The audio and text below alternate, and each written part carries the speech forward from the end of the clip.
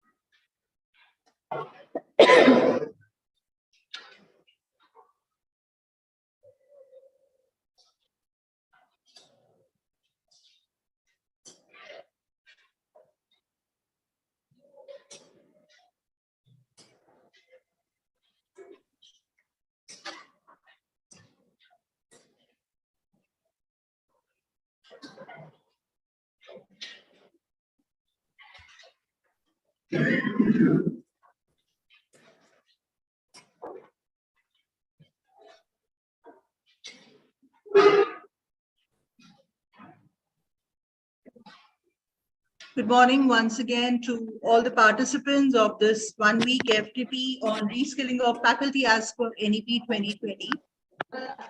Sir, if we have a green signal from you, so shall we begin? Yeah, sure, ma'am. I think Dr. Dinesh Yadav, today's speaker, has also joined. Sure, sir. And please dismantle this sharing of screen so that we can see the speaker.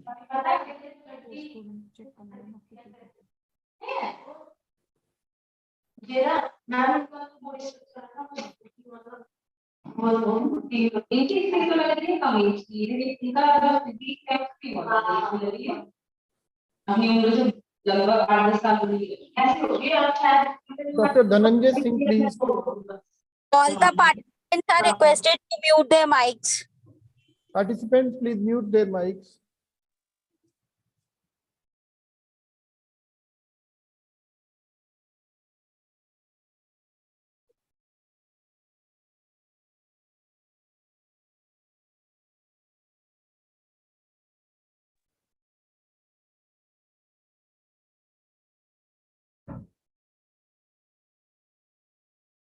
Then today's speaker is Professor Dinesh Yadav, sir. Yadav, sir, have you joined? You can listen, hear me? Yes, good morning. Good morning, sir. Okay. Please start, Vasla ma'am. Everything is okay. Sure, sir. Today's day is divided into 4 sessions. The first session starts right away, the morning session, the pre-lunch session, post-lunch session, and evening session. And we have 4 eminent speakers today. The first session will, of course, be taken up by Professor Dinesh Yadav. Sir is Dean, Faculty of Rural Sciences and former head Department of Biotechnology at DDU Gorakhpur University, and he is going to take this lecture on the topic of science, technology, and innovation from a global perspective. But before that, may I kindly request Honorable Dean, School of Life Sciences and Technology, Dr. Navneet Sharma, to welcome sir and give a brief introduction of the eminent speaker to all the participants. Please, sir. Thank you, Vasla ma'am. Good morning, everyone. Good morning, the eminent speaker of today's FDP program, Professor Dinesh Yadav, sir. And I can see the number of senior participants also and other participants. Today is the second day of FDP. And as Dr. Vasla has mentioned that today's first lecture is of Professor Dinesh Yadav, sir, who is the Dean at University of Gorakhpur. Dr. Vasla has said the brief introduction. It is very difficult to summarize the credentials of Professor Dinesh Yadav in a brief manner, but I will try to do it. Professor Dinesh Yadav is the Dean, Faculty of Rural Sciences and Director of Research and Development Cell, Nodal Officer of IPR Cell at DDU University, Gorakhpur. Earlier, he served as the head of the Department of Biotechnology at DDU University, Gorakhpur from August 16 to August 19. He has also served as associate professor in the Department of Molecular Biology and Genetic Engineering, my own department, at GB Pant University of Agriculture and Technology, Nagar, from 2006 to 2009. He completed his master's degree in biotechnology from Devi Ahilya University, Indore in 1996 and PhD from GB Pant University of Agriculture and Technology in 2002. Professor Yadav has more than 22 years of experience in teaching, learning, research, and extension. He has a number of credentials in his name. The major credentials are: he has availed the DST Bioscot Fellowship at Australia Centre of Plant Function Genomics, University of Adelaide, South Australia, from 3rd May 2012 to 12th April 2013. Simultaneously, he has excellence in the teaching also. He was awarded the excellence in teaching and research in the area of higher education by the university on the Teachers' Day on 5th September 2021. He has been awarded Dr. Pushpendra Kumar Gupta Vishisht Krishi Vigyan Puruskar in 2015 in the field of agriculture sciences by the UP Academy of Agriculture Sciences, Lucknow. Young Scientist Award in 2018 by Uttarakhand State Council of Science and Technology in the discipline of biochemistry, biotechnology, and molecular biology. The major areas of research of Professor Yadav is biotechnology, bioinformatics, plant biotechnology, enzyme technology, and he has published more than 130 papers. It is a remarkable number. He has published more than 130 research papers, including reviews, books, book chapters, articles, and proceedings in the conference. And he has given more than 230 Gen Bank accession numbers. He has carried out 9 projects from different agencies like DBT, DST, and UP Council of Agriculture Research, etc. Professor Yadav is a dynamic faculty member. He has guided more than 12 students in the PhD biotechnology, and presently 5 students of PhD are working under him. He has been a mentor for 5 postdoctoral fellowships, namely UGC Dr. D.S. Kothari twice, DST Women Scientist A, DST Women Scientist B, and SERB National PDF Fellowship. He has been supervised more than 100 students of MSc dissertation, short projects in the biotechnology. He is a life member of scientific societies, namely BRSI Trivandrum, SBC, Bangalore, Indian Science Congress, Association, Calcutta, Society of Plant Biochemistry and Biotechnology, IARI, New Delhi, Association of Microbiologists of India, AMI, New Delhi, and UPAAS, Lucknow. Professor Yadav has delivered more than 100 invited talks, lectures, symposiums at different positions as a mentor and other senior positions. He has been the DST Inspire mentor for DST Inspire internship camp.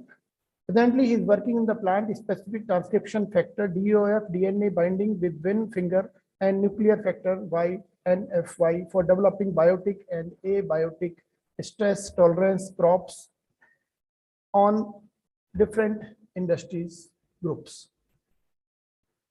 His research work has been published in the national and international journals of repute like Journal of Experimental Biology, Theoretical and Applied Genetics, Frontiers in Microbiology, Process Biochemistry, Molecular Biology, Reports, Plant Systematics Evolution, Molecular Biotechnology, Applied Biochemistry and Biotechnology, Annals of Microbiology, Journals of Basic Microbiology, 3 Biotech, Journal of Cereal Sciences, Physiology and Molecular Biology of Plants, Biochemistry, Moscow, Current Proteomics, Interdisciplinary Science, Computational Life Sciences, Biocatalyst and Agriculture Biotechnology, Cell Biochemistry and Biophysics, Online Journal of Bioinformatics, Chemistry and Ecology, African Journal of Biotechnology, Applied Biochemistry and Microbiology, and Enzyme Research, etc.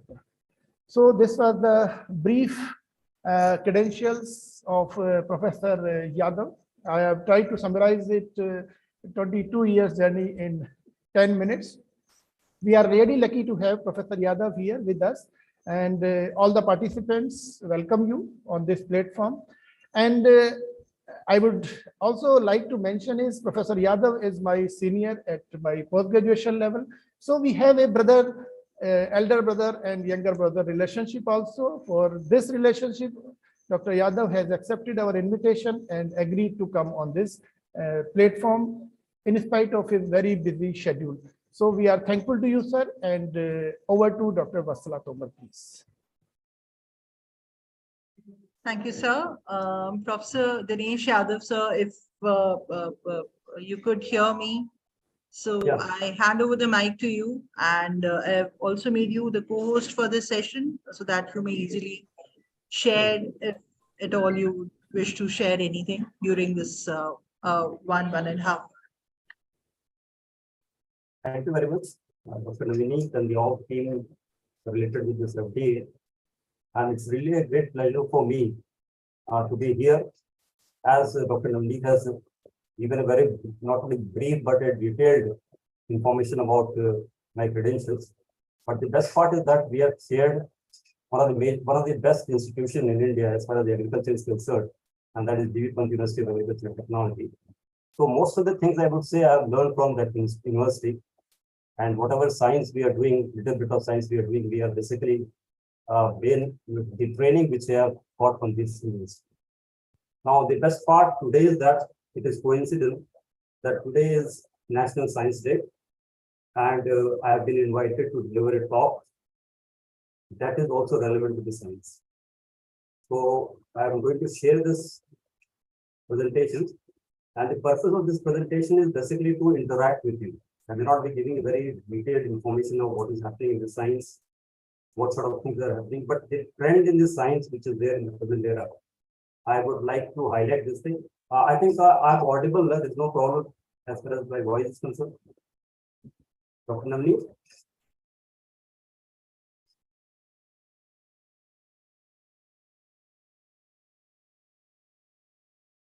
Is the screen visible?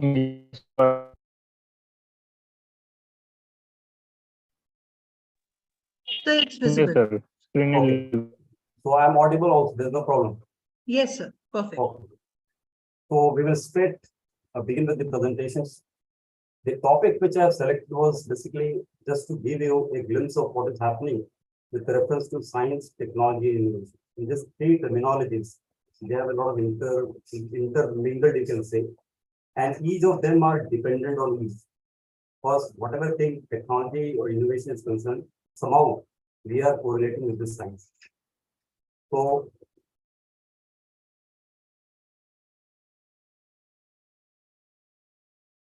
before I start, I would like to acknowledge, because I have taken a lot of resources from different sites. So I may not be highlighting each and every reference here, but just to know you that many of these things have been taken from the website, from the Google images. So I'm just acknowledging them. It's something which I have already taken or retrieved from these sources. So first of all, we would like to celebrate National Science Day, and everybody knows why we are celebrating National Science Day, what was the relevance. And as far as 2023 is concerned, theme for the National Science Day is global science for global benefit.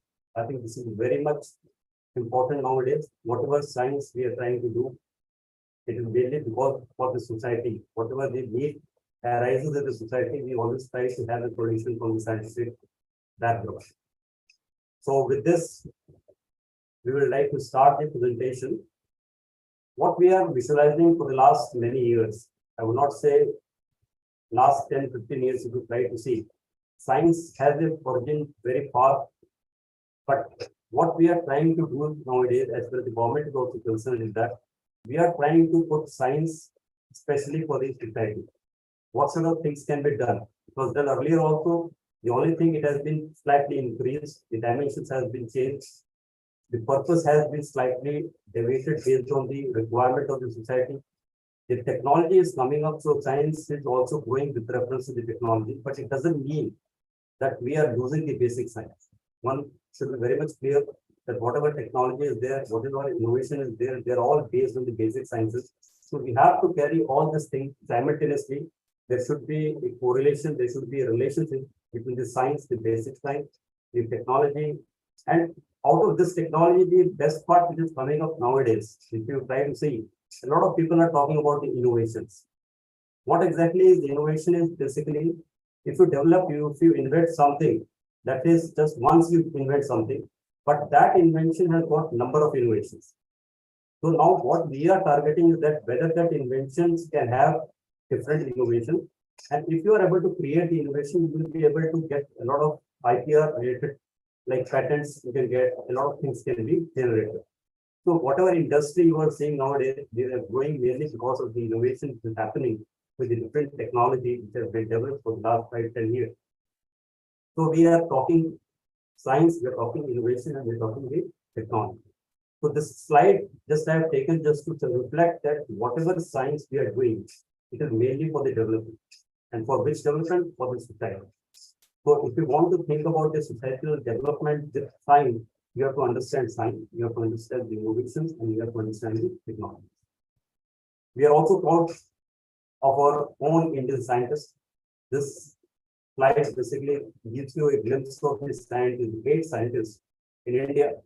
They have contributed immensely, and based on their contribution, our science has grown for the last many years. We are always, in fact, the younger generation, we should always read the biography of the science, which we are ignoring. Many of the time, we are not able to understand that how much we have already contributed in the science area, and our students are not aware about the work which has been done by the great science. So we should always think that we should try to give our students the input, the information which has been already generated by our own scientists, so that we can popularize the science. Now, when we talk about the science, I've just taken this some points, and this point you will be surprised that, in fact, if you are able to know, most of the textbook of science in NCR, the first or the second page, this information is given. In most of the time, we always ignore this initial part. But once I was reading this NCRT science book, I saw these points, and I put this point in this particular presentation. The purpose is just to have some of the important values, which is very much required to inculcate if you want to become a good scientist, if you want to do a good science. The words are very important. Each and every word has got a lot of meaning, and most of this we already understand. It is not the question of understanding these words. It is the question of whether we are inculcating these values in our scientific research. So curiosity, quest for the knowledge, objectivity, honesty, and truthfulness, courage to question, systematic reasoning, acceptance of the proof and verification, open-mindedness, search for perfection, genius. All these points has got a very much important relationship. If you want to develop a scientific temperament, you should have this thing. In fact, not what we are observing nowadays, that the way students are coming up, they are not very much interested to ask questions. Why they are not asking questions? Because many of these resources, they are available. And these students, they are basically thinking that if the resources are already available, so why to come to the classes, why to listen to the teachers? But that is not the thing. Whatever things are available in the literature or in the online platforms, you are not able to understand unless or until there is a person who makes you understand the reality of this. So what we have to do is that we have to develop this type of tendency with the students, that they should always ask this scientific questions. They should have this spirit. They should have this team spirit, which is always lacking. Because nowadays, if we talk about the research, it is not an individual research, more of what we call it as a collaborative research. So when it is a collaborative research, it is basically a team research. So we have to think about the expertise available. We have to think about a topic of research, and then we think about the team. So unless until you don't have a team of the scientists, you may not be able to deliver what you are expecting. So this values has to be there, and how we are able to develop this value depends. It's not a one-day training. It's a lifelong training. Each day we are learning something in the science, and we are trying to develop this values. To learn and practice sciences, again, I have taken from the same textbook. They are given some facts that if you want to learn and practice sciences, what you have to do.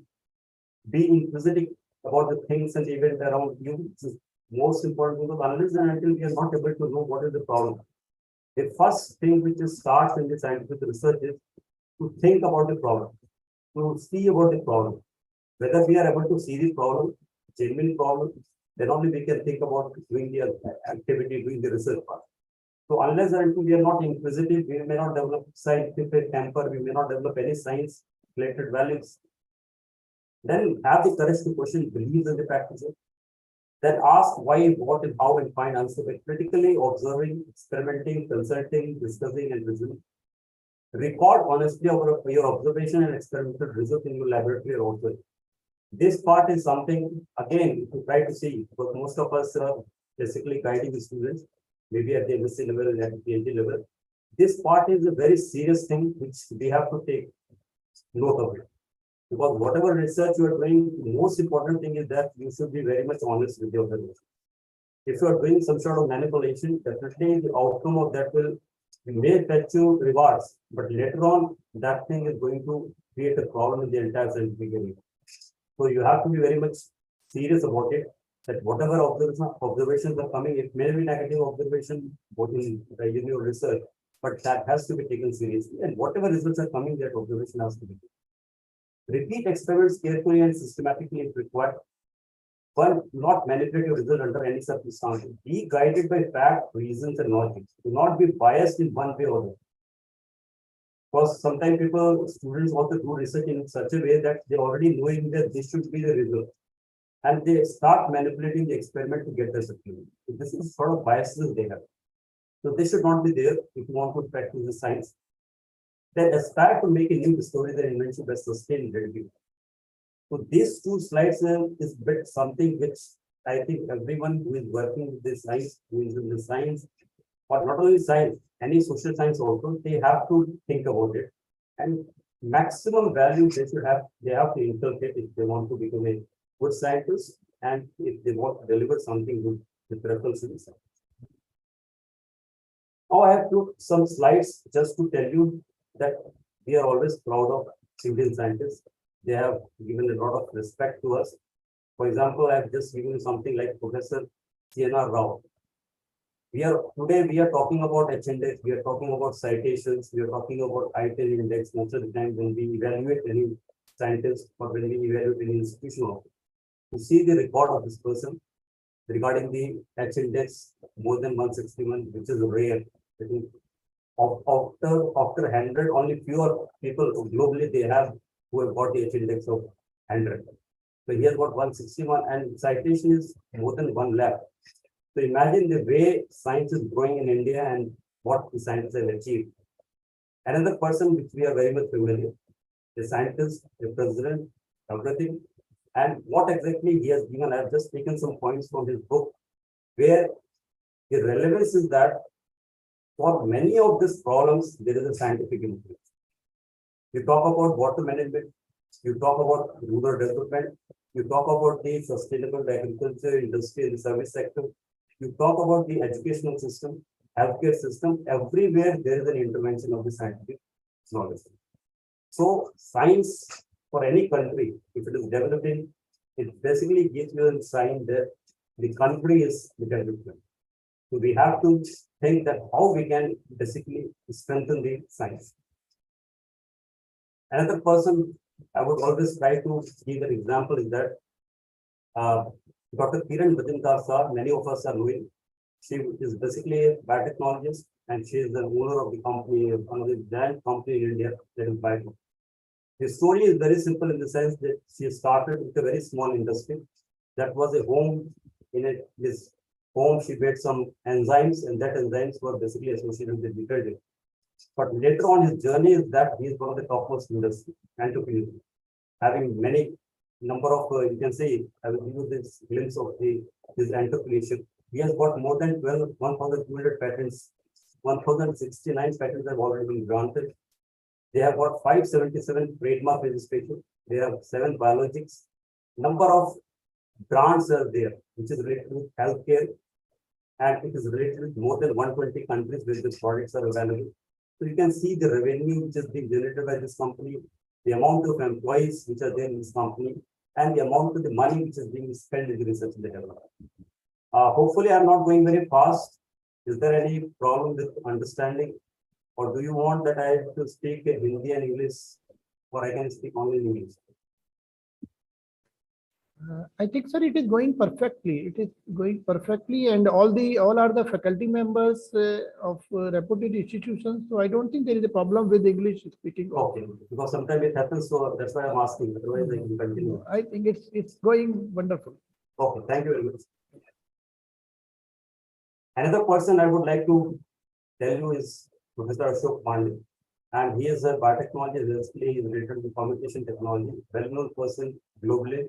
And again, you see the citation, the H index in the IIMT. Why I am putting this thing? Because the problem is that we never think about our own Indian scientists. We keep on thinking about the others, but we never think that we already have the topmost people. So if we are putting this person as an example to our students, they will be very much interested to do the science. And that's why I'm putting it. So this is Professor Ashok Pandey, well-known biotechnologist. Another person, the youngest person you can say, and I think the person who are from the plant background at least, they might be knowing Professor Rajesh Varshney. He is one of the well-known person in the genomics. After he is in Australia. He's leading one of the basically the institution. He's the director of the institute. Earlier he was in research as the director of one of the major part into the related genomics. So he is one of the youngest scientists who has achieved H index of 100%. To see his citation, the way he is publishing, the way he is involved with the genome sequencing of number of important crops, which has revolutionized the agriculture. Again, he is an LD. He's a product of, in fact, he's from Meerut University only.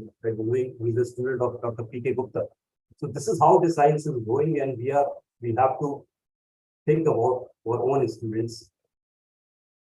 Another milestone, I'm giving you some references to the plant sciences because I am a bit biased since I'm from plant biotechnology background.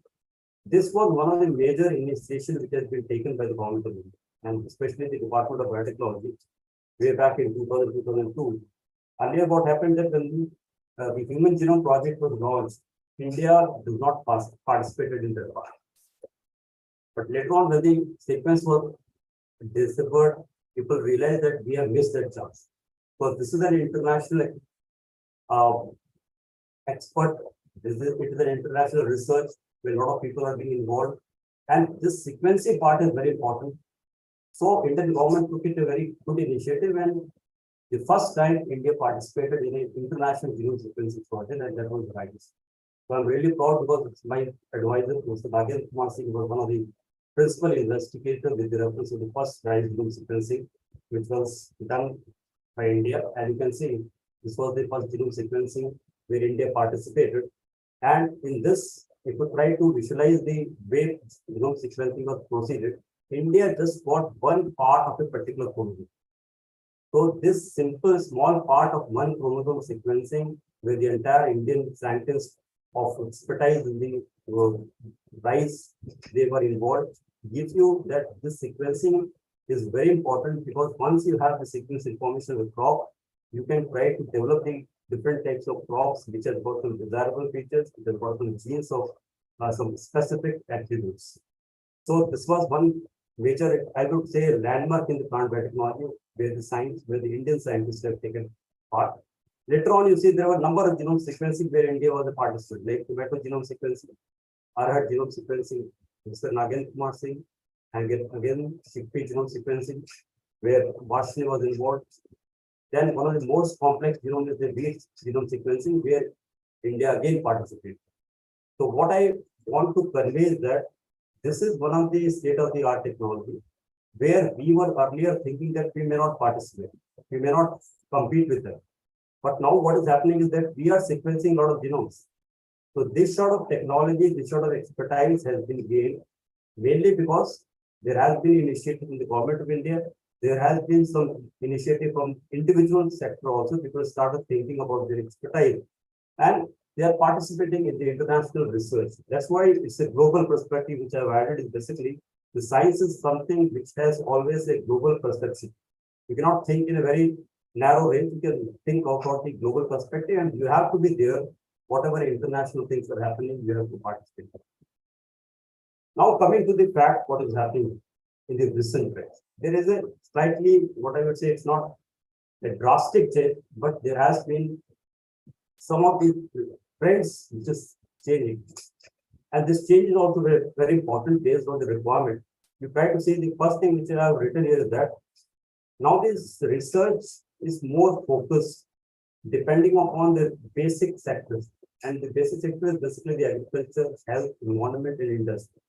So we are already setting up the priority that we have to do research on this area because it's required research.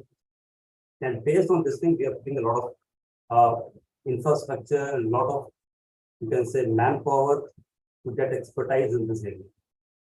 Second important thing is that now this research is more of technological driven. Means you can do research, basic research is already going on, it's no problem. But to get more insight of any information, any particular research problem, it is very much important that we try to see what exactly is the state of art technology available. Means, for example, I will just give an example of the biotechnology. You want to understand a lot of things, you want to understand various processes. So if you want to understand life processes, maybe with the plant system or the animal system, you have to develop the technology to visualize it, to isolate the gene, to identify the gene, to express the gene. So unless and until you don't have this technology for sequencing, technology for hybridization, technology for other particular purpose, you may not proceed further. So you have to develop this state-of-the-art facilities in your institution. It may not be important that every individual lab should have this. But what is possible is that any institutions can develop a central instrumentation facility. And they should have a very strong central instrumentation facility where they can have all instrumentation which is required for the research. And this will serve two purposes. One purpose is that the people, the students, the teachers, the faculty members who are involved with the research, they can use this facility. And the other thing is that this research facility can be outsourced. So you can earn also by giving services. The outsourcing is becoming very popular nowadays. So you can think in that direction also, that how you are using this state-of-the-art facility. Third thing is that, which is very much related with the first part, whatever research is, anything called, it's basically need-based research. Now, the research which we are doing, for example, I have given regional, national, international importance. This thing is that the problem which is there at your side, maybe for example, I am in Gorakhpur, there are a lot of things which is happening in the Gorakhpur. There are a lot of vegetations are there, there are a lot of unique plants will be there. So if I am not thinking, I don't think the international people will start thinking. So the genesis starts from the region where you are. You have to think around yourself that is there anything which is very important for that particular area? Is there any problem which is very much restricted to that region? And then you have to take this problem. So need-based research starts with the different platforms, whether it is at the regional level, state level, national level, international level. But at the end, all of them results in something you can say it's a concrete result, it's a combined result. So we have to think these problems. We never want to go what the international things, international importance. Maybe something which is of international importance may not be something which you can start. But the problem which you can start is something which is related with your region. The fourth part, which will be a part of this presentation also, in most of this policy which is coming up, you will see that intellectual property right is becoming an integral part. And because of this reason, you are seeing that most of the institutions, they have their own IPR cell. They have an IPR policy, which is related with the national policy. And people are being encouraged to know about the intellectual property. Why they are encouraged? Because this innovation, this research can fetch you money. It is something the economy of the country can say if you have a lot of patents. So you have to think that how we are able to understand this IPRs and how we make understand to this. Then next is academia and industry collaboration. MOUs, which I think most of the universities they are doing. The purpose is very straightforward, that unless we don't have the memorandum of understanding, we may not extend our research, we may not think about what is the outcome of that research will go. So we have to go for the collaboration. It's nothing like science is not going in isolation. It is a combined effort, and where you have to make a partners with the people of expertise available. Then gaining expertise in the relevant areas. I would say today is basically a point where specialization has a lot of importance. You may have a basic knowledge, but unless and you don't have a expertise in some specific area, you may not get projects. So you have to update each and every time you have to update yourself.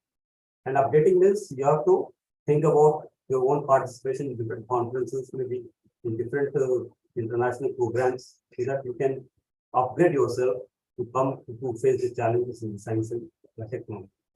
Then promotion for collaborative research, this is related to the academia industry collaboration also.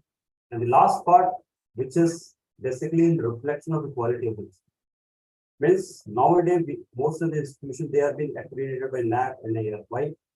Because they are trying to visualize it, they are trying to see that what sort of development is there in your institution and how they can rank, because this ranking has an importance to the students who are coming to your university. So if you want to think about this ranking, you have to think about a lot of things, a lot of infrastructure development, a lot of human resource development, and you have a target set. So you are trying to mold yourself to get the rank. So I will talk about this part also at the end, but more of this my talk will be an idea and little bit of what science and technology is happening there in global business. Now, what is the research? I think everybody knows about it. I'm not going to talk about it. But the part which is important is that we should always focus on these three ingredients of this research. And these three ingredients are intermingled and they have a very importance as far as the research is concerned. As I've already told you, the first thing is the issue. And this first, the issue, what problem does your research address? This is where the thing starts, your research starts. If you are able to identify the issue properly, you may develop the rest of the part. But if you are not able to develop the issue, you are not able to recognize, you are not able to identify the issue properly, the other part is not going to develop. So we should be very much thoughtful. We should be very much, you can take a lot of time to see that what exactly is the problem. So that on the basis of this problem, you develop the other part, which is like research design. What sort of research objectivity will be there? How you are going to do that research for the problem which you have identified. And finally, one more thing is there. Whatever research you are doing, you may not visualize the benefits immediately. But your farsightedness is that you should always have a vision that your research has got importance for this particular thing, maybe for particular people, maybe particular problem. So what your research is going to contribute, if you are very much clear, then if you want to frame any project also, you can develop the project very well. But if you are not able to think about your issue itself, so your research design is not going to be fruitful, and ultimately you will not be able to justify your research. Now, when you are making your proposals, as far as the research proposal are concerned, this I think each and everyone knows the fact. I'm not going to say that this is something which I'm giving the first time information, but since it is an interactive way, just to think about that, to refresh ourselves, that these are some of the things which may be added whenever we are thinking to develop the research. So in any research proposal, you will see on outline steps in proposed research, you always try to make first. Provide yourself with the intellectual context. Sometimes when we make a proposal, we are more focusing on something which is not there. So there is nothing like intellectual context in it. So you always have this part throughout your project proposal. Justify your research. And justify this, you have to strongly justify that, okay, this problem is important. And the way you are trying to solve this problem is the exact problem, the way no other person is going to do this thing. You have to be creative in writing. Think through your experiments. This is another way. You don't have to think without thinking of the experiment. Whatever you are thinking is there, it is basically on the experimental aspect. So whatever you are thinking, you think in terms of the experiment. Anticipate potential problems. And this is also important that whenever we make a proposal, we know that if we get this proposal, if this proposal is okay, this problems might come.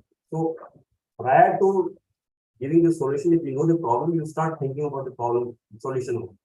To anticipate a realistic timetable, this is always there in the proposal that 3 years proposal, each 6 months, what you're doing, that should be realistic. It should not be something that you tell that you will clone something. Cloning means you will take 2 years for cloning. Nowadays, if somebody says cloning, I want to clone a gene and it takes 2 years, then it's not a realistic thing. So you have to be very much realistic when you're putting the timetable or the duration of the particular product. So this is something which is important and we have to take into consideration when we are writing the proposal. The element of the research proposal, I think this is, in fact, the PhD scholars also, if we are guiding the students, they take into consideration all these things. We know these points, but the only thing is that in these points, what we are writing. For example, when I talk about research proposal, 2 or 3 things are very important. Important is like a statement of the problem is very important. Because proposal, the people who basically evaluate the proposal, they used to see that what exactly is written in this statement of the problem. Second is the rationale, the justification for the significance of research. Third is scope and limitation of this study.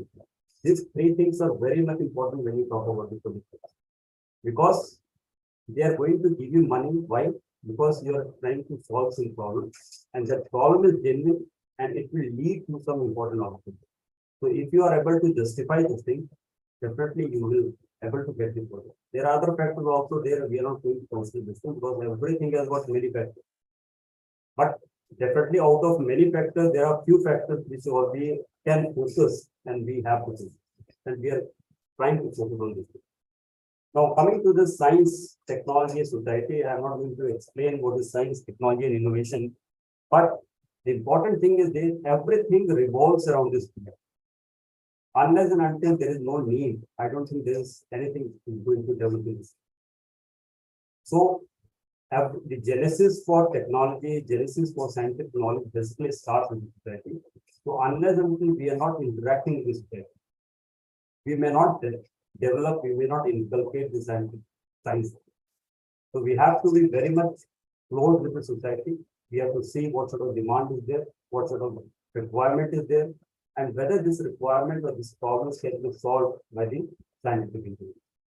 And once scientific intervention is there, the outcome of scientific intervention will be corresponded with the technology. Because based on the science, we will try to develop the technology with particular purpose. And recently, it is in fact every technology is available. We talk about the phone itself, the mobile. You are seeing how much it is becoming very common to each and every person. Earlier, we never thought about it, but now it is becoming something which is common. So this is the impact of this technology, which has both the benefits, sometimes it has got some drawbacks also, some limitations. That is also there because the genuine use of technology should be there. Is something which we have to understand that how much we have to use and at which extent we have to use this technology. Now there are terms which is also sometimes a bit confusing also, but most of us we are knowing, we may not define it as a different issue, but we know. Here there are 3 terms which is mentioned here: invention, innovation, and creativity. A lot of similarity is there, but if you try to see this thing, the major thing which is important here is that invention and innovation. Innovation is an outcome of invention. That means if you try to see any invention, for example, microscope may be invention, or if is just mobile phone may be invention, computer may be invention. But in that computer, you have a lot of software, a lot of hardware, a lot of modifications are there. So all sort of modifications may be innovation in that. Technology is similar, but you can have a lot of innovation. So the major outcome of innovation is that this idea's ultimate fetch you money. This idea to cash is something innovation. And with use of a lot of money, you develop some idea and you create something that becomes your invention. So simply idea, cash to idea, and idea to cash. This is something we can differentiate between the creativity, invention, and innovations. Innovation is another important thing, which is again the repetition of the earlier slide, I would say. Invention plus commercialization is what we call it as innovation. Means each invention can have thousands of innovation. And here we have to think in that direction. We may not invent anything, but we can definitely go for innovations. We can develop a lot of for innovations. Innovations also, there are different types of innovations that are available. So sometimes we see that innovation is always related with scientific thing. It's not like that. You can see here, as far as the science part is concerned, there could be a product innovation or the process innovation. But marketing innovation, organizational innovation is something which is not directly related to it. So innovations can be in any field, and it is always lead to something which can fetch, which has some economical aspects. So if it has got some economical aspects, economical value, it is innovations. Now, in India, if you try to see how the science and technology is developing, we are very rich with reference to a lot of institutions. We have got a lot of institutions by government organizations. You can see the Department of Science and Technology, Department of Space, Department of Atomic Energy, Defense Research and Development Organization, Ministry of Earth Science, Department of Scientific and Industrial Research, Department of Biotechnology, Central Government Science and Technology. So that means we have organization at every level. Universities are another important partner, stakeholders. They are also giving a lot of human resources. Institution of specialization here. So we are, as far as research, science and technology is concerned, definitely we are very far, we are at the top. We have a lot of institutions, all institutions are very great institutions. CSIR, a lot of institutions, agriculture, you see. So we have a lot of opportunity, we are developing this institution, and still we have to go a long way, but we are now at a very strong position. Now, why we are saying what sort of advantage we have when we talk about the science and technology and this. And here there are 4 points which they have mentioned. One is the robust demand. This is the first thing, that most of the middle classes are increasing affordability or demand for technologically advanced products in India. Attractive opportunities there. India is the top exporter of the IT product and has got the 3rd largest pharma sector in the fast-growing contract research sector. You can see. 3rd is the policy support is over. The PPP form, public-private partnership, has helped in promote exchange of scientific knowledge and research and development. Amendments of the Patent Act, this is again coming to the IPR, 1970 to make it TRIPS compliant, and rising the private activity, increase investment with private trade, setting up the research and development system. So these 4 points, these are the major advantages. And based on this advantage, we are going in the area of science. The stakeholders, this is just to visualize that whatever policy is coming up, which is related with science, technology, innovation, it is not straightforward coming. It has got a lot of stakeholders. And in these stakeholders, even the citizen of country has got something to say. That means we are participating, we are taking the participation of each and every individual. Like government organization is one stakeholder. There are a lot of government organizations there. Then the second stakeholder is the autonomous and independent think tanks and the policy institutions. The 3rd sector, you see academy, there be most of the academics like Indian National Science Academy, there, Indian Academy of Science is there. They are nominated institutions, higher education there. 4th is your industry, where a Confederation of Indian Federation of Indian Chambers of Commerce and Industry. And finally, the citizen. That is whatever policy relevant with science, technology, and innovation is there in our country, it is basically an amalgamation of different stakeholders. And this is a very good point, because unless and until we do not combine all the stakeholders, we may not come up with a very strong policy which can promote science and research.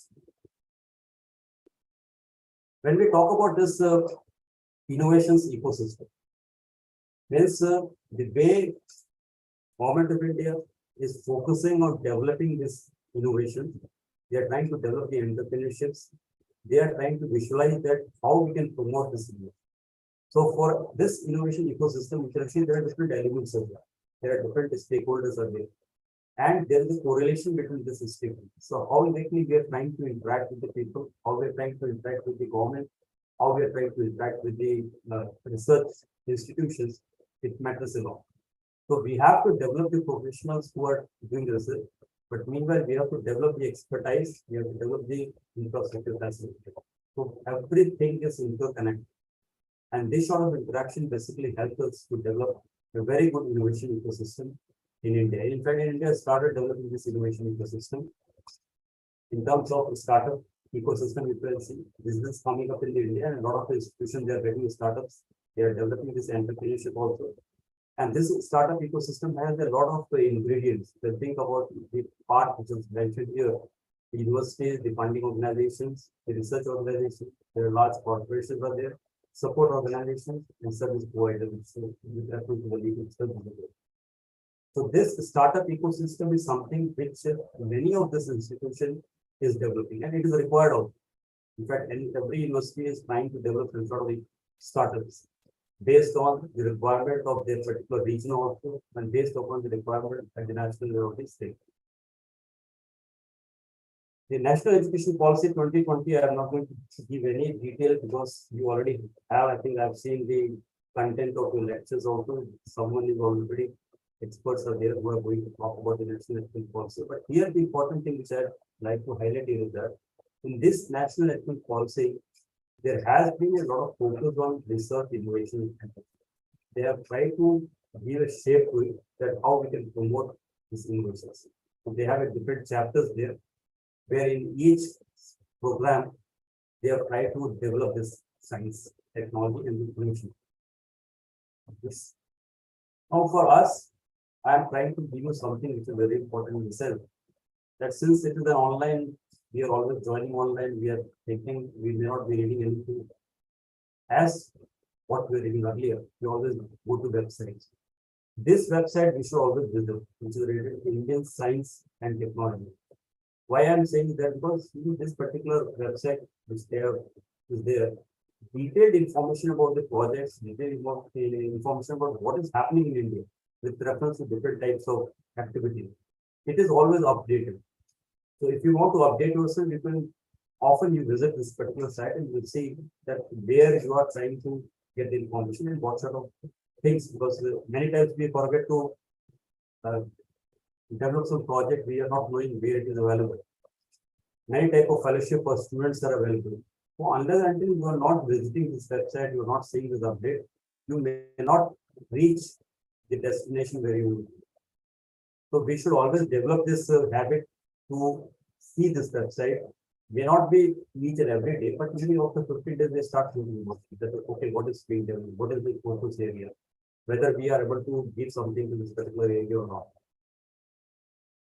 Now, the policy which is nowadays, because the research, innovation, technology, I just give you a historical aspect that it doesn't mean that technology is coming up just in the present era, because earlier also. And each time the government in India, they have developed some sort of policy. For example, if you talk about 1948, the name of the policy was Industrial Policy. And the purpose was basically trying to give some more emphasis on the industrial sector, involving the private and the public projects. In 1958, the Science Policy Regulation came, and the purpose, you can see the major provision was developing the personnel and the infrastructure in science to solve the development problems. In 74, Science and Technology Plan, this was the name of the policy. It was basically to foster the indigenous technology and local research in compliance with import substitution.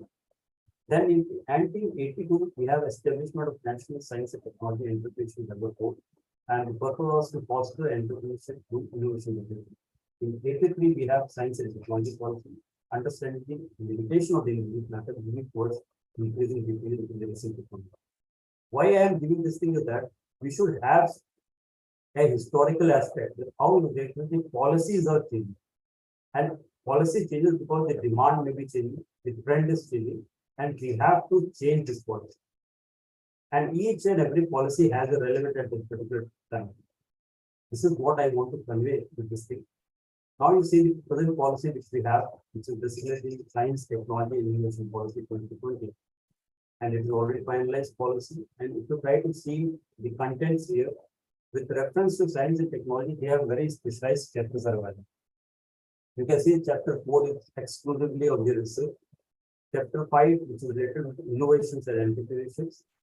Chapter 6 is technology development and indigenization. So these 3 chapters are solely devoted to the science technology. And they have given the detailed information that what are the requirements for developing the science technology. So you should always go through this policy.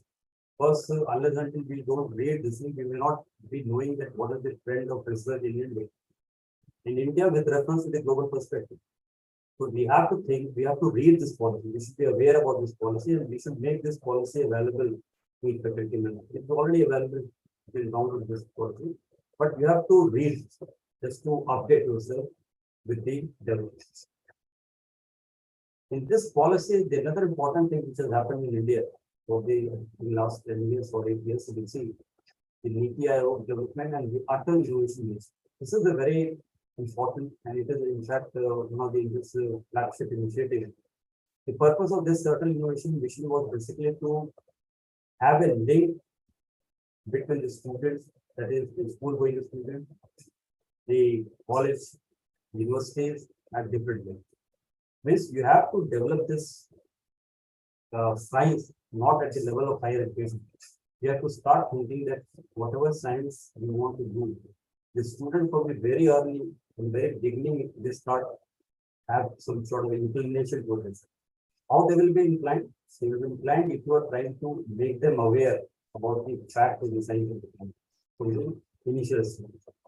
So this was the purpose, and we have a lot of with this Atal Innovation Mission. You try to see the statistics. What has happened here is that earlier India was occupying something like 81 position in the global innovation index. Now it has come to 40. That means definitely India advances with reference to innovation. This is an index which reveals the innovation, the development. So this is something which is a very great initiative.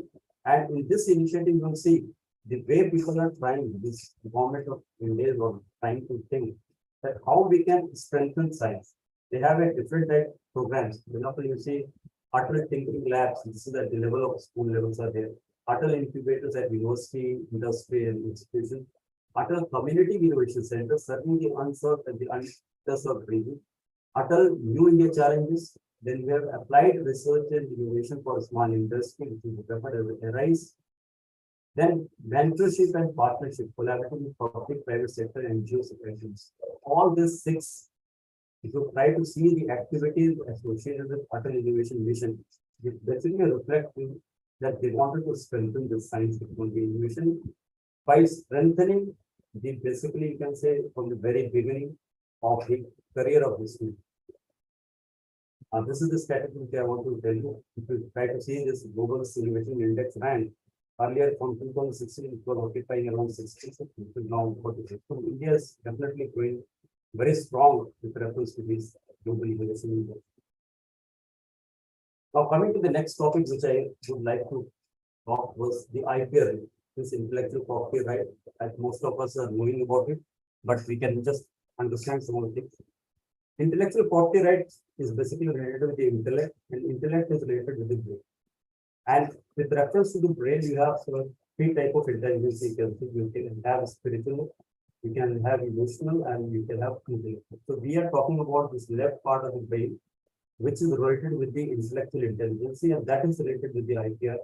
Is what sort of intellectual property right you may have depending upon this. Just to make you understand, very simple version is that you know that everything has got a value.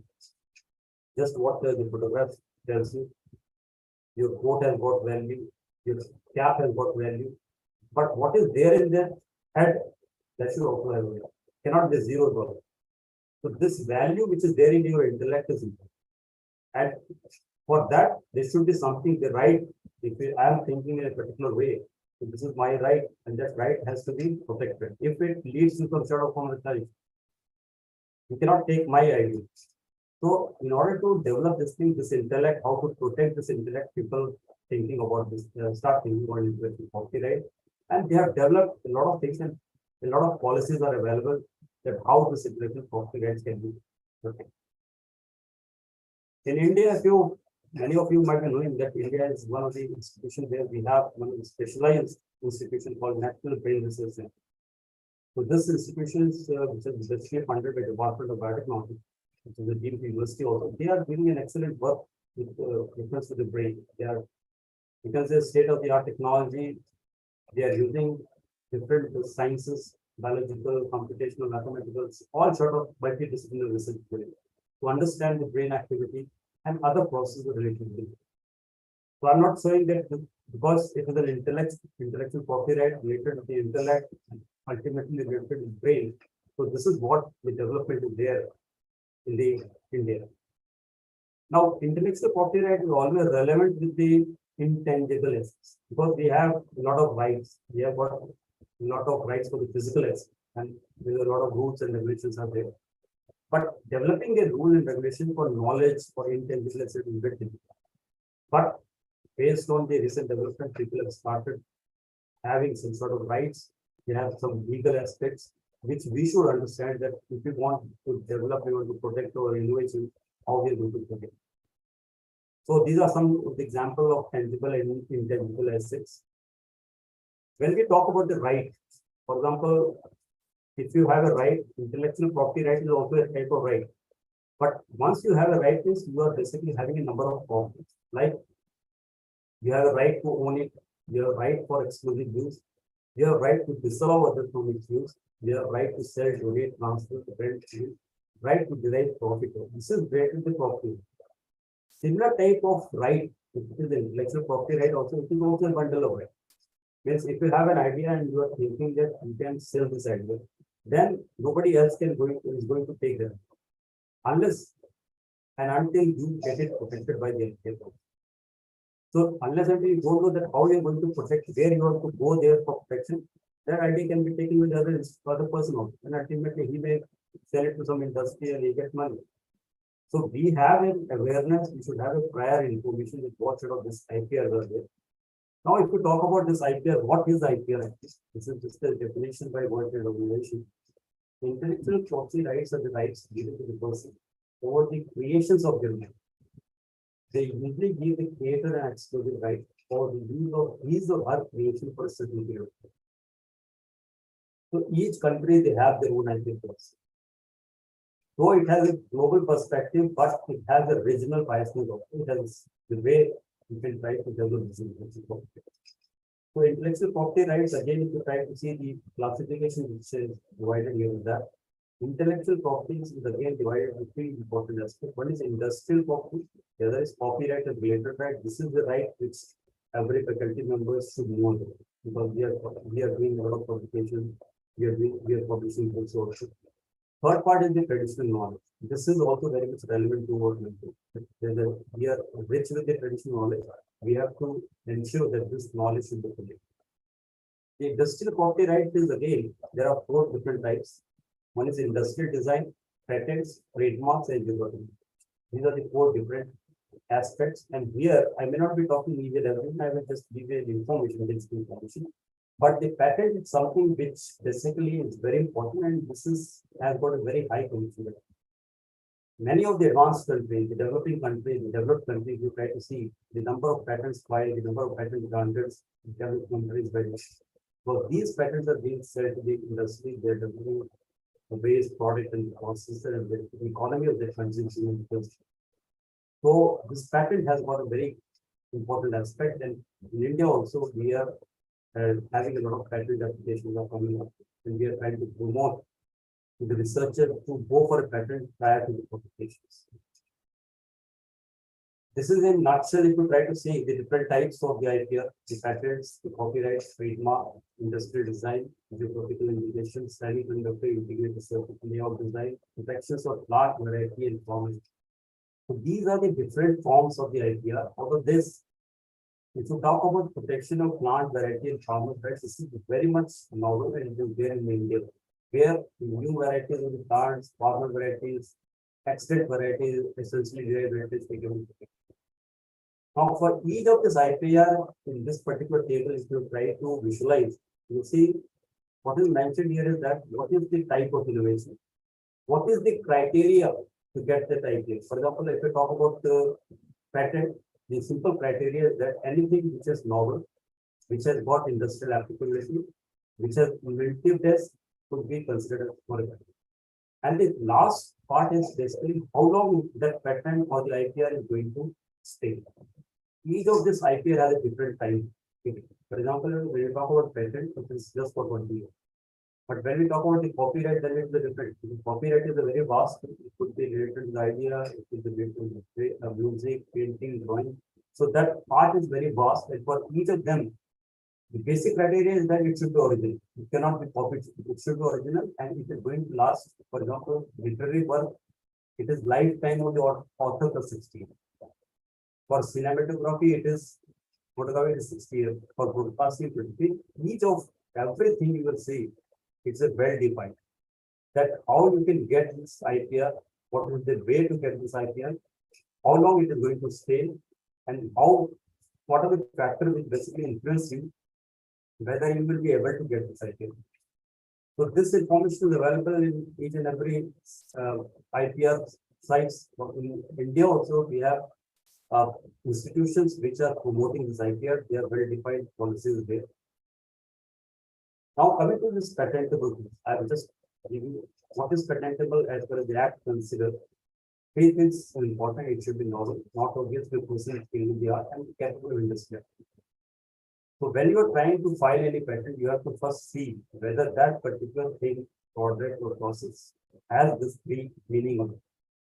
And then you will start filing the patent. There are people who will search for whether it is acceptable or not. It's a long story. It's not something very easy, but definitely now the things are a bit easier in the sense that people are getting aware about the facts. The process is a bit easier. You can hire the people who are expertise in that. You can have a legal experts available. They will help you to file the patent. But you should know that whatever you are doing the research, there is a possibility for filing a patent. Some of the stories which is a repetition everybody knows. I'm just giving some examples. For example, you talk about the Haldi. Earlier, this patent was filed by the United States, and it was quite surprising for us because Haldi is one of the important things which is there in our country for a very long time. So once their patent was filed by the United States, then India realized that it's really wrong and it has to be challenged. So CSR labs and all this start thinking about how to challenge this patent, and they ultimately found the various informations because you have to prove it, and for proof means you should have some documentary information, some of the literary works which has already been mentioned that this is there in the India for very long. So they proved this thing, and ultimately that patent was cancelled, which was filed by the USA. And in fact, this you might be knowing that Dr. R. A. Mitchell, who was at that time DG PSI, he is one of the key person who basically emphasized that the intellectual copyright is very important for the country, and unless we are not aware about it, a lot of things which is there in India might be taken by other countries. So we should be able to develop that what things are important, how to develop IPR thing, and what sort of product which is unique to India that should be protected. The knowledge has to be protected so that the other people do not take a copy of this information. Similarly, the case with basmati oil. The same thing happens with the basmati. In USA, they have patented with some other name, smoothie and all this. Again, the same thing story started, and people fought. So this is how the things are moving. If we are ignoring the things, the other person, the other country might be taking advantage. So we have to develop. We should be aware about it. We should be knowing about the fact of this. So these sort of cases, we call it as a biopiracy cases. That's just what I have mentioned in the case of your basket. And another important thing, because I'm highlighting everywhere, I'm trying to highlight the Indian intervention or the way India has tried to intervene in science and technology. You might be knowing the people who are from science background. You might be knowing over from the army and security, who has been known for his developing the first live patent in USA. And that was for the superbug, a particular strain of Pseudomonas putida, which has got an ability to degrade the hydrocarbons. We call it an oil degrading bacteria. So the story is very important in the sense, earlier when he started filing this for patent, the USA government at that time, that organization basically, they told that, okay, you cannot go for a patent for any live organism. So it's a live organism, it's a microorganism. But he started thinking that why I cannot patent, and he started fighting for that. The legal case was that was there with the diamond that the person security. So what exactly he gave his evidence is that the live organism, if modified, because that particular organism has been modified, genetically modified with reference to a particular plasmid which has got an every delegate with the land department. So if it has been modified by intervention of a human knowledge, then it is not the live organism. How it has been modified? So that knowledge which has been put to modify it should always be subjected to the fact. So with this information, we have again fought and ultimately we won this. This was the first case where the live organism, so-called live, it is definitely live, the only thing is that it has been genetically modified. So this is the first case where live organism was given a patent. In this case, if you try to see the Google also, you will get a detailed information that how this case was there. We simply diamond this drawing. There are a number of live organisms are there, which is now patented. For example, you see the onco mouse, or we call it as Harvard mouse. This is basically a laboratory mouse, mutated and genetically modified, which is basically used for experimental. This is also patented. In molecular biology, you will try to see one of the well-known patents, which has given a shape to any institution. So this is by Cohen-Boyer patent. This was patent for the recombinant DNA technology. And these two scientists has fetched a lot of dollars, millions of dollars for the two different institutions where they belong. The Stanford University and University of California. So this is one of the perfect example where an institution can be enriched, it can be grown if you have some very strong fact. This is the economy of a particular, you can say this is the related to the university. So by selling this simple technology by Cohen and Boyer, these two institutions have developed their infrastructure and they are developed tremendously. So this is the potential of any patent. It may not be every patent may have the same value, but definitely it can have a very strong value if it is of any industry. So this is was patent. Then another important thing, second IPR is to say trademark. And I don't have to explain because nowadays whatever we are purchasing, we always try to look for the trademark. Why trademark? Because this is something which reflects the quality. So each product can have a specific trademark. So trademark is basically a sign which is capable of distinguishing the goods or services of one enterprise from those of the other.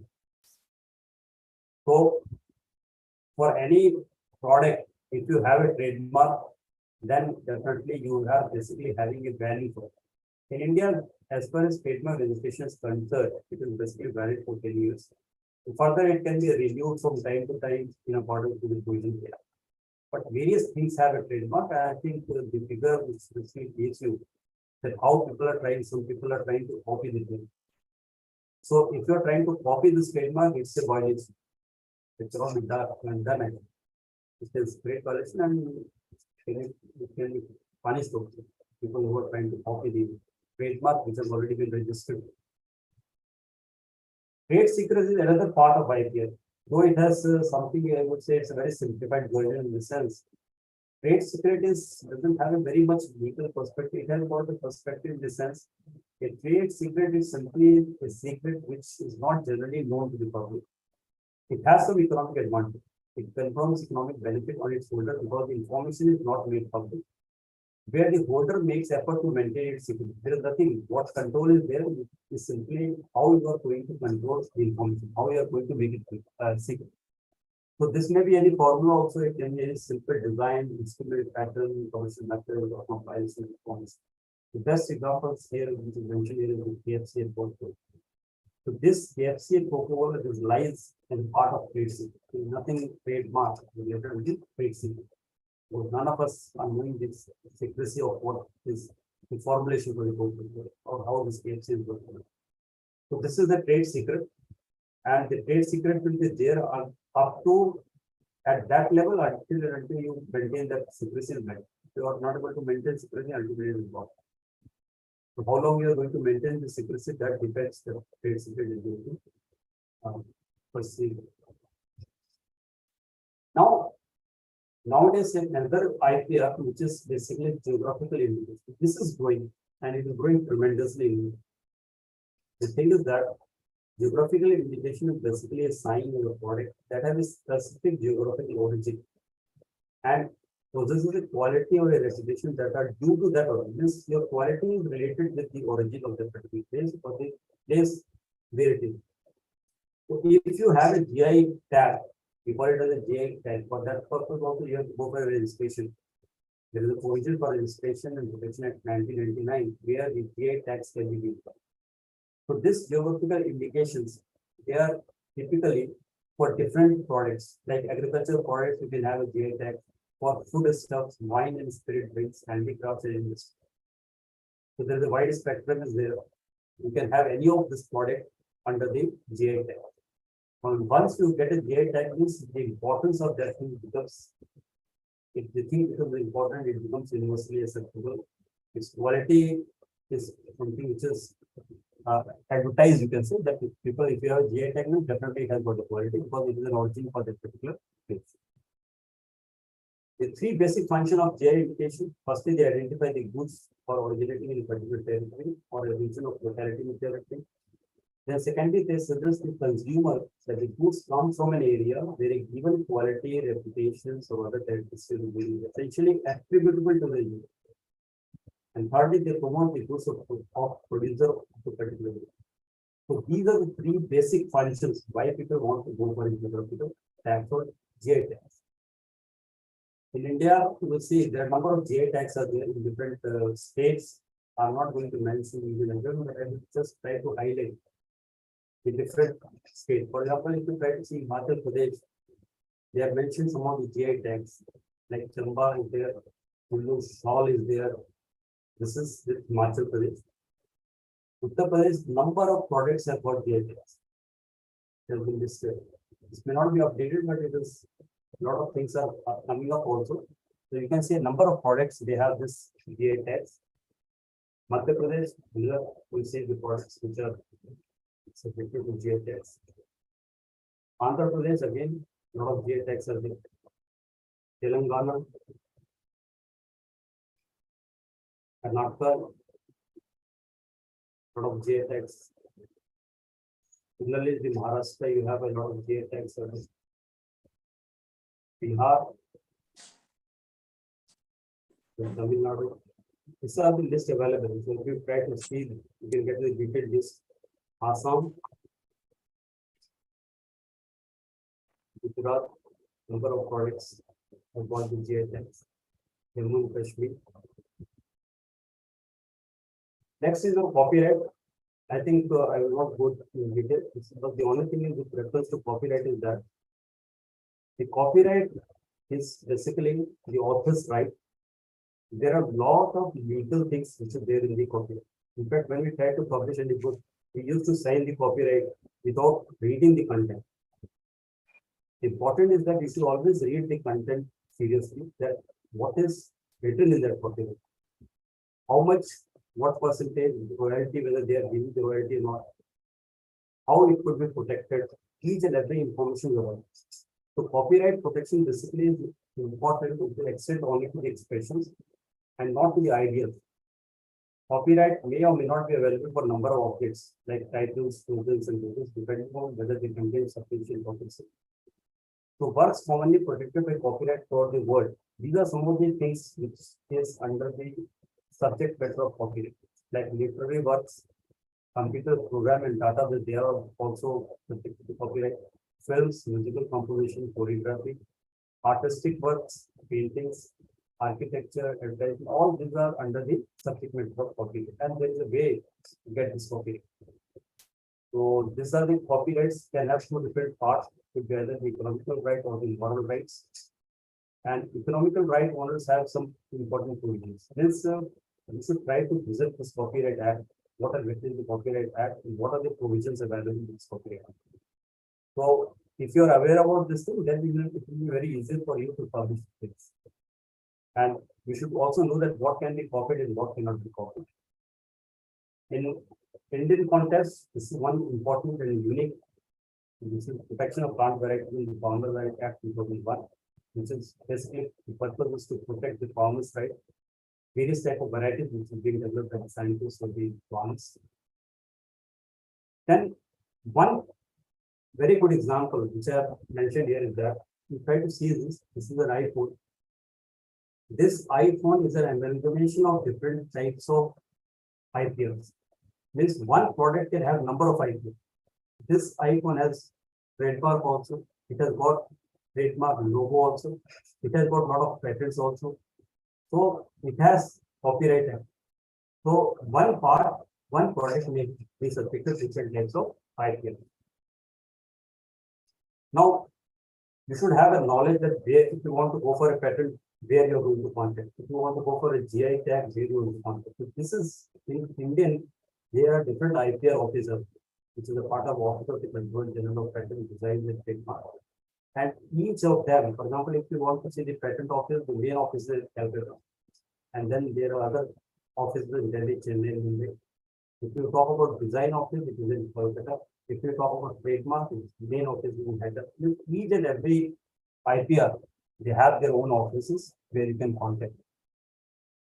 If you want to have more knowledge about the IPR, another important site which is Whiteboard, you can visit this site where you can get an updated information about the different types of IPR at the global scenario.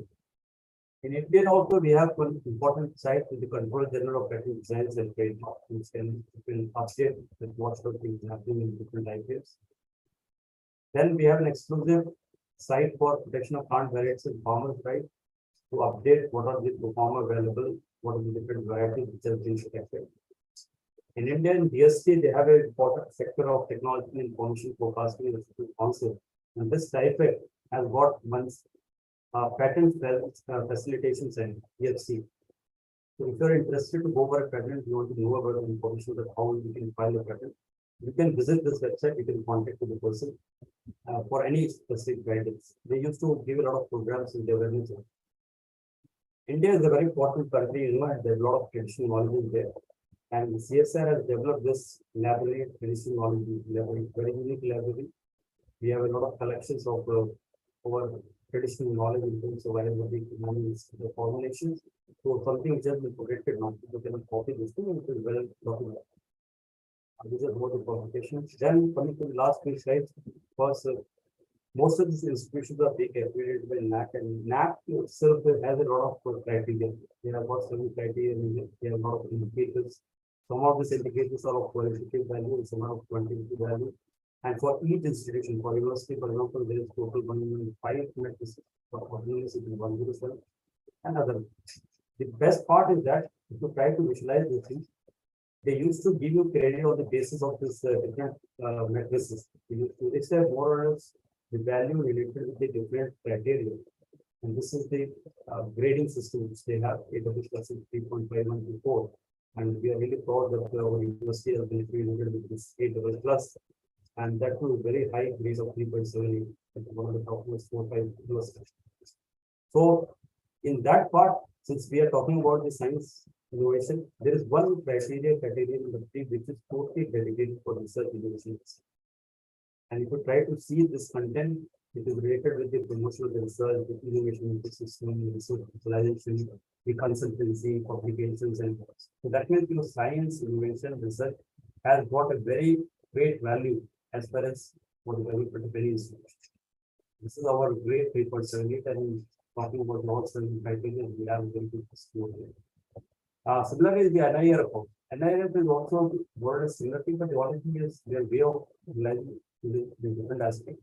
In that also we have science and basically publications and all this patent is very important factor there. And based on this thing, we have a ranking. In fact, the NIRF has got different types of ranking, the overall ranking, university ranking, engineering, we have a different ranking, management, pharmacy, college, medical law. They have a very detailed way of ranking the different types of institutions. So all sort of rankings are the same. These are some of the 2021 top, you can say the top overall in the Ministry of Technology. Similarly, if we talk about the universities, it is in the Institute of Science. If we talk about the engineering, in the Institute of Technology, Madras. If we talk about the colleges, in Meerut House, Delhi is at the top. If we talk about the 50 research institutions, then the Institute of Science is on the top. Now, in my lab, there are basically the area where we are working only with related to the plant transcription sector, and the other is related to the method. I'm not going to give any detail, but just to get aware that we are basically working. If anyone has got any interest, definitely you can contact me. These are some of the outcome of the publication related to plant transcription sector. A little bit of things what we are working here. And then finally, I would like to thank all the participants with this slide, and I would like to acknowledge Mr. Provider for the again saying recently we have published one book, because nowadays bioinformatics is coming up here and how to bioinformatics is relevant in agriculture. So we have a lot of good collections in this book. Thank you very much. If you have any question, definitely I will be happy to ask.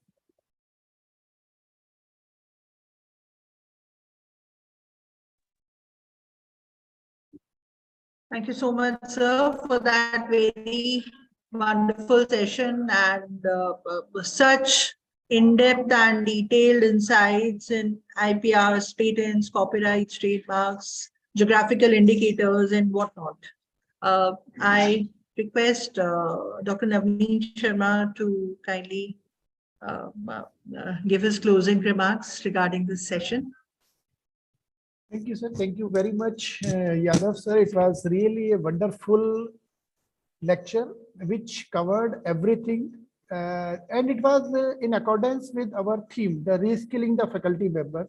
One thing is very sure, we have to change ourselves with due course of time. Today is the time, whether we take NEC, whether we take NIRF, whether we discuss other accreditation agencies, all are emphasizing on research innovation only. As Professor Yadav sir mentioned in his slides, more than 100 slides, every aspect was covered, and he talked about patent, he talked about trademarks, copyrights, and sir also discussed a very brief difference between innovation, intervention, all these things he mentioned. So my fellow colleagues who are the participants in this FDP, reskilling means we have to reskill ourselves. If we are lacking in the patents, we have to go for patents. If we are lacking in publications, we have to go for publications. Even if we are lacking for e-content formation, we have to go for e-content also. So these are the aspects for which we require skilling, and we people doesn't know everything. So we have to reskill ourselves. Sometimes we are very good in classroom teaching, but whenever the question comes of e-content, our part is not that so strong. As we people are also going for NEC inspection in the coming months, we are also preparing the SSR reports. So we are finding in the criteria 2, criteria 1, criteria 3, we are finding these aspects which have been covered in 1 hour lecture by Professor Yadav. Most of the criteria's major points have been covered. The thing is, only we have to reskill ourselves. If we are concentrating on board teaching, we have to shift towards the e-content teaching. If we are just teaching and learning, we have to go for publications in higher repute journal. If we are doing only the publications, we have to go for the patenting. So these are the aspects which we have to reskill ourselves. As I was seeing, the other FDPs also, few other colleges, few other universities are also working on the FDPs for MOOCs, for e-content recording. So these are the points which need to be emphasized in the coming sessions, so that everybody, whenever he leaves this FDP, becomes the re-skilled. So this is the theme of our FDP. I again extend my sincere thanks to today's guest speaker, Professor Yadav sir, who has taken a long lecture and has summarized each and everything in a very brief manner. Thank you, sir. Thank you very much. Thank you, Dr. Ganga. Your entire team. Thank you. Vasla ma'am, I think next lecture is what time? Thank you, sir. Sir, we begin our next session at 11:30, and we'll be sharing the link very shortly for the next session. The link might be same or it might be different depending upon the in the group, and we begin next session at 11:30. So we will have a break for 30 minutes. Sir, yeah. Thank you, sir. Thank you very much. Thank you. Thank you. Thank you to all the participants.